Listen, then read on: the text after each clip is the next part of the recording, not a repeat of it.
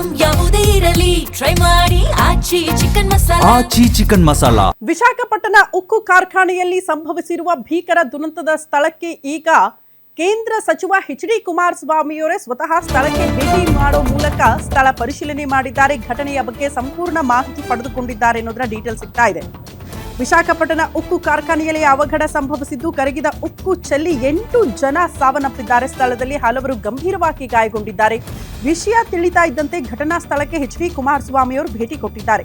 ಅಧಿಕಾರಿಗಳಿಂದ ಘಟನೆಯ ಸಂಪೂರ್ಣ ಮಾಹಿತಿಯನ್ನು ಕೇಂದ್ರ ಸಚಿವ ಎಚ್.ಡಿ. ಕುಮಾರಸ್ವಾಮಿ ಪಡೆದುಕೊಂಡಿದ್ದಾರೆ. ಮೃತ ಕಾರ್ಮಿಕರ ಕುಟುಂಬಕ್ಕೆ 25 ಲಕ್ಷ ರೂಪಾಯಿ ಪರಿಹಾರದ ಘೋಷಣೆ ಕೂಡ ಆಗಿದೆ. ಗಾಯಾಳು ಕಾರ್ಮಿಕರಿಗೆ 10 ಲಕ್ಷ ರೂಪಾಯಿ ಪರಿಹಾರವನ್ನ ಕೇಂದ್ರ ಘೋಷಣೆ ಮಾಡಿದೆ. ಮೃತ ಕಾರ್ಮಿಕರ ಪ್ರತಿ ಕುಟುಂಬದ ಒಬ್ಬರಿಗೆ ಕಾರ್ಖಾನೆಯಲ್ಲಿ ಉದ್ಯೋಗ ನೀಡುವ ಭರವಸೆಯನ್ನ ಕೂಡ ಕೇಂದ್ರ ಸಚಿವ ಎಚ್.ಡಿ. ಕುಮಾರಸ್ವಾಮಿ ಕೊಟ್ಟಿದ್ದಾರಂತೆ. ಆ ಮೂಲಕ ಮೃತರ ಕುಟುಂಬಸ್ಥರಿಗೆ ಸಾಂತ್ವನ ಹೇಳೋ ಕೆಲಸ ಆಗಿದೆ, ಧೈರ್ಯ ತುಂಬೋ ಕೆಲಸ ಆಗಿದೆ.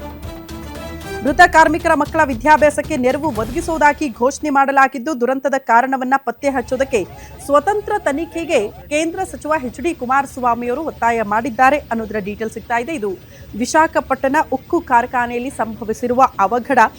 ಈ ಉಕ್ಕು ಕರಗಿರುವ ಪರಿಣಾಮ ಅದು ಚೆಲ್ಲಿ ಅಲ್ಲಿ ಕೆಲಸ ಮಾಡ್ತಾ ಇದ್ದ ಅಂತ 8 ಕಾರ್ಮಿಕರು ಸ್ಥಳದಲ್ಲಿ ಮೃತಪಟ್ಟಿದ್ದಾರೆ. ಹಲವರು ಗಂಭೀರವಾಗಿ ಗಾಯಗೊಂಡಿದ್ದಾರೆ. ಹಾಗಾಗಿ ಕೇಂದ್ರ ಸಚಿವ ಎಚ್.ಡಿ. ಕುಮಾರಸ್ವಾಮಿಯವರು ಸ್ಥಳಕ್ಕೆ ಭೇಟಿ ಮಾಡೋ ಮೂಲಕ ಘಟನೆಯ ಸಂಪೂರ್ಣ ಮಾಹಿತಿ ಪಡೆದುಕೊಂಡಿದ್ದಾರೆ.